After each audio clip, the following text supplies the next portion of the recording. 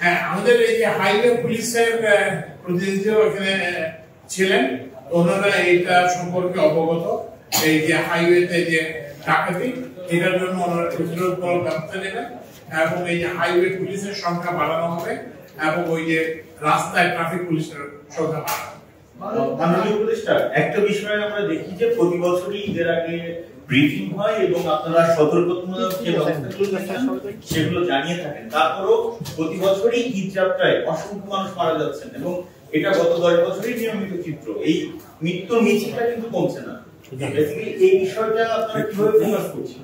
এইটা মৃত্যুর মিছিলটা কমানোর জন্য আমরা যেটা করা হয়েছে যে আপনাদের সড়কে, মহাসড়কে কতগুলো গতিসীমা সাইন দেওয়া যায় এবং সেই সাইন গুলো এনফোর্স করা হবে। আরেকটা জিনিস যেটা সিদ্ধান্ত করা হয়েছে যে একটা জিনিস হচ্ছে যে যদি অ্যাক্সিডেন্ট হয়েই যায় তাহলে আমরা এই যে হাসপাতালগুলোকে আমরা পুলিশ কন্ট্রোল লাইনের সঙ্গে কন্ট্রোল রুমের সঙ্গে সংযুক্ত করে দিচ্ছি, আর যাতে করে তাদেরকে দ্রুত ওখানে হাসপাতালে নেওয়া যায়। তারপরে যে গতি, স্পিডিং কিংবা সাইকেল যেগুলো যে অ্যাক্সিডেন্টের যে কারণ সেগুলো পুলিশ নিয়মিতভাবে মনিটর করবে এবং আমাদের বিআরটি এর মোবাইল কোড গুলো এগুলো করবে। আমরা আশা করতেছি এবং জেলা প্রশাসকদেরকে বলে দেওয়া হয়েছে, তারাও জেলা প্রশাসক এবং পুলিশের যারা এসপি তাদেরকে বলে দেওয়া হচ্ছে তারা যাতে স্থানীয় পর্যায়ে একই ব্যবস্থা নেয়। মাননীয় উপদেষ্টা, আমি একটা ব্যাটারি মতো অবস্থা হয়ে গিয়েছে। 5 আগস্টের পরে দুইবার সড়ক বর্ষাতে চাঁদাবাজি বন্ধ ছিল। এই জিনিসটা আবার আমরা যাত্রী সেক্ষেত্রে আপনাদের পদক্ষেপ কি হবে যে এই চাঁদাবাজির ফলে কিন্তু যাত্রী ভাড়া দিচ্ছে সেটির উপর একটা প্রভাব পড়বে, এই বিষয়ে আপনারা কি করবেন? আচ্ছা, এই প্রশ্নটা আমি ওই যে আমাদের শিবল বিশ্বাস স্যার আছেন ওনাকে। আচ্ছা মাননীয় উপদেষ্টা, আমি তাহলে একটা প্রশ্ন করি আপনাকে। সড়ক পথে কোন ধরনের চাঁদাবাজি কেউ করতে পারবে না, এটা সংশ্লিষ্ট সকলকে বেসরকারি মালিক শ্রমিক সংগঠনের পক্ষ থেকে কঠোর নির্দেশনা দেওয়া হয়েছে। আপনারা যদি কোনো বিষয়ে পুলিশকে বলা হয়েছে, সংশ্লিষ্ট আইন প্রয়োগকারী সংস্থাকে সরাসরি আমরা লিখিত সিদ্ধান্ত দিয়েছি। আমাদের কাছে যদি কোনো ইনফরমেশন আছে তাৎক্ষণিকভাবে আমরা সাংগঠনিক আমি সেই সকলের যোগ সাজেশন বলতেই বলতেছি। আপনি যদি স্পেসিফিক কোনো জিনিস আমাকে নোটিশে নিয়ে আসেন, সব যোগ সাজেশন আমাদের এই ধরনের একটা উদ্দেশ্য যে আপনাদের মাধ্যমে এখন তো আমরা ওপেন, মানে আপনাদের বললেই আমরা ব্যবস্থা গ্রহণ করবো যে এখানে চাঁদাবাজি হচ্ছে, আপনারা জানান, তথ্যটা জানান, পুলিশের কন্ট্রোল রুমে জানান কিংবা বিআরটি এর কন্ট্রোল রুমে আছে, যে কোনো জায়গায় জানান এবং ওখানে যদি ব্যবস্থা না হয় তাহলে আমাদের বলবেন, আমরা তাদের বিরুদ্ধে ব্যবস্থা। মাননীয় উপদেষ্টা, এই সড়ক দখল মুক্ত করার যে কথাটা বলেছেন সেটা যদি আরেকটু পরিষ্কার করে ভালো হয়, কারণ ঢাকায় সড়ক 1, 2, 3 স্তরে দখল করা আছে। আপনারা কি পুরোটা ফুটপাত আর সড়কের পুলিশের মহাসড়ক আছে যেগুলো কি সম্পূর্ণ সড়ক দখল মুক্ত করবেন নাকি 2-1 স্তর তুলবেন ফুটপাতে? কি ধরনের পরিকল্পনা?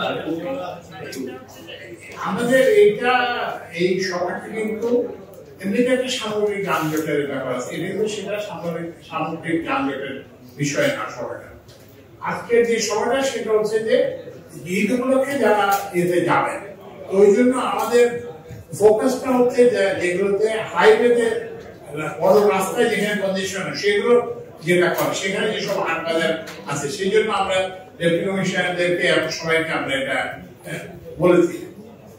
কিন্তু ওই যে শহরের যেটা যে ফুটপাতে যে করা আছে, তো সেগুলো হচ্ছে যে এগুলো আমাদের একটু মানবিক দৃষ্টিভঙ্গিও দিতে হবে, বুঝতে পারছি। এটা তো একটা আয় উপার্জনের সময়, সংসার চালানোর সময়, ওই জন্য আমরা এই সময়টাতে হয়তো এগুলো আমরা দেখবো, কিন্তু আমরা এই সময়টাতে এটা আমাদের ফোকাস না। আমাদের ফোকাসটা হচ্ছে যে ওই যেখানে কনজেশন হয়, যেটা যেসব হাট বাজারে কনজেশন সেগুলো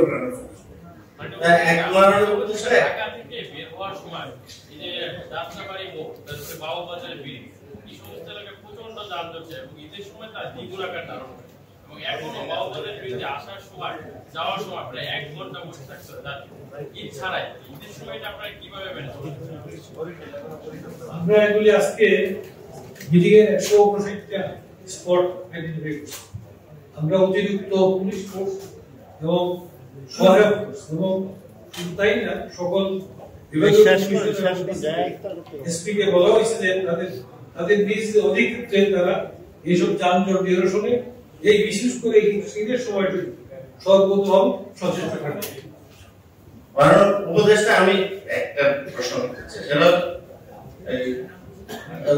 ছুটি যত লম্বাই হোক, আমরা আমার অভিজ্ঞতা বলে যে শেষ 2 দিন মানে ঈদের আগের 2 দিন খুব ইয়ে হয়, রাশ হয়, এবং ঈদের আগের 2 দিন যে ভাড়া নিয়ে যে নৈরাজ্যটা হয় এটা প্রতি বছর হয় এবং বাসে ইচ্ছে মতো ভাড়া আদায় করে। ওই সময় আসলে এনফোর্সমেন্টেরও ওইরকম সুযোগ থাকে না, হয়ও না, আর আমাদের মিডিয়ারও ওইরকম নজর থাকে না ওই সময়টাতে, সবাই একটু ইয়ার মধ্যে থাকে। তো ওই সময়টা নিয়ে আপনাদের ভাবনা এই সময় আমরা আমাদের মন্ত্রণালয় থেকে আমরা এইসব জায়গাগুলোতে যাব। মন্ত্রণালয় থেকে সড়ক বিভাগ থেকে এবং ওই যে রেলের থেকে আমরা ভিজিলেন্স টিম থাকবে, আমরা নিজেরাও যাবো। আপনি হয়তো দেখবেন যে আমি নিজেও হয়তো কোনো ইয়েতে যাবো, সুতরাং আমি যদি যাই, সচিবরাও যেহেতু যাবেন, আমার বিভিন্ন সংস্থার চেয়ারম্যানরা যাবেন, ডিআরটিসি চেয়ারম্যান যাবেন, তো আমরা প্রত্যেকে কিন্তু যাবো। এবার আমরা কিন্তু ওই যে ঈদটাকে আমরা যেটা বললাম যে আমরা মানুষের যাতে যাতায়াতটা সুগম হয় এইটার জন্য আমরা ইয়ে করবো। উপদেষ্টা মহোদয় যে ট্রেনের টিকিট বিক্রির বিষয়ে কিছু বলবেন। প্রতি বছর আমরা দেখেছি টিকিটের একটা ক্রাইসিস থাকে, এবছর কি টিকিটের সংখ্যা বাড়ানো হয়েছে কিনা বা কোন পরিবর্তন আছে? না, টিকিটের সংখ্যা তো বাড়তে পারবে না, কারণ টিকিটের সংখ্যা বাড়বে টু দ্যাট এক্সটেন্ট। ওই যে আপনি বললেন 40টা কোচ যে বাড়ানো হয়েছে, কারণ আমরা তো টিকিটটা দিয়ে তো যাত্রীটাকে দিতে হবে। তো সুতরাং টিকিটের 2টা জিনিস, একটা জিনিস হচ্ছে যে ওই কয়টা যেমন 12 জোড়া ট্রেন, 8 জোড়া মানে 10টা ট্রেন, তাহলে এটা এক্সট্রা হলো। তারপরে হচ্ছে যে এরপরে হচ্ছে যে 40টা যে কোচ এক্সট্রা লাগানো আছে সেগুলো বাড়ানো আছে। তো এইটাই তো, আমাদের তো একটা সীমাবদ্ধতা আছে, আমাদের লকোমোটিভ নাই, আমাদের কোচ নাই। তার মধ্যে আমরা এই যে 5 জোড়া নতুন ট্রেন চালু করছি, 44টা নতুন বগি কোচ সংযুক্ত করছি, এর ফলে কিছুটা টিকিট বিক্রির প্রক্রিয়াটা কিভাবে করবেন? গতবারের ন্যায় না এবার কোন নতুন? না, আমাদের তো টিকিট শতভাগ অনলাইন, এবং এই অনলাইনের টিকিট হলো যদি আপনাদের মাধ্যমে সাংবাদিকদের আপনাদের আমরা সহযোগিতা চাই, আপনারা যদি আমাদের ইয়ে করেন, আমরা যে কোনো পর্যায়ের রেলের কোনো যদি কর্মচারী জড়িত থাকে আমরা আন্তরিকভাবে ব্যবস্থা শেষ কর।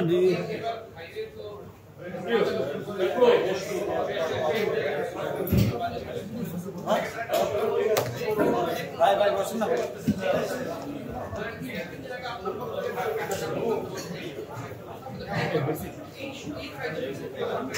এটার জন্য এটা যেটা বললাম যে ওই যে পুলিশের ওরা ছিলেন, এটা ইয়ে মনিটরিং করবে। এটা হচ্ছে যে আগে আপনি মনে করতে যে আমরা আমাদের যে সীমিত সামর্থ্য আছে সবার সম্মিলিত যে ইয়ে আছে সেটা নিয়ে আমরা চেষ্টা করতে পারবো। এবং আমরা দেখলাম যেগুলো তো রেজাল্ট পাওয়া যায়, যেমন ধরেন এই যে লোডশেডিং নিয়ে আপনাদের একটা বড় আশঙ্কা ছিল, তো আজকে তো আমরা তো যে টেকনিক্যাল ডিসরাপশন ছাড়া কোনো লোডশেডিং হয়।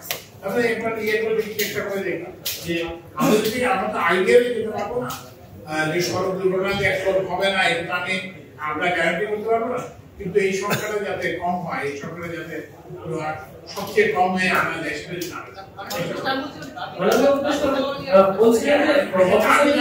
দাবি দেওয়ার জন্য যেটা সেটা হচ্ছে সেটা একটা সামগ্রিক আলোচনা আছে। সেটা হচ্ছে যে এইটা ঠিক ওই যে মানে সড়ক ঈদের যাত্রার সঙ্গে না, এইটার জন্য আমাদের একটা আলাদাভাবে প্রত্যেক সময় এবং আমরা এটা নিয়ে আলোচনা করি। এবং এই যে পার্টিকুলার যে গার্মেন্টস এর শ্রমিকদের বেতন এগুলো সম্মত দেওয়া যায়, সেগুলোর জন্য আমরা এইটা আমরা আলাদাভাবে এটা ঠিক এই চ্যাপ্টারের সঙ্গে না, কিন্তু আমরা এই যে কথায় কথায় যে সড়ক অবরোধ করে ইয়ে করে এগুলো আমাদের জন্য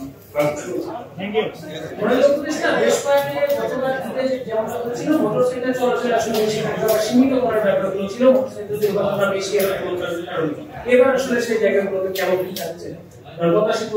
মোটরসাইকেলের ব্যাপারে হচ্ছে যে এই যে এখানে একটা ওই যে একটা ব্যালেন্স করতে হবে। মানে একটা পরিবার স্বল্প খরচে যেতে চায়, তাদের একটা মোটরসাইকেল আছে, তো আপনি তাকে ইয়ে করবেন কিভাবে?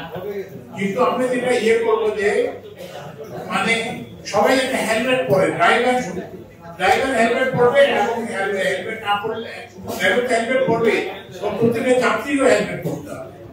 তো এই জন্য আমরা ওইটার উপরে জোর দিচ্ছি যে হেলমেট, এবং হেলমেট যদি হেলমেট না পরা অবস্থায় যদি যাত্রীকেও পাওয়া যায় তাহলে কিন্তু আমরা সেটাকে ইয়ে করবো।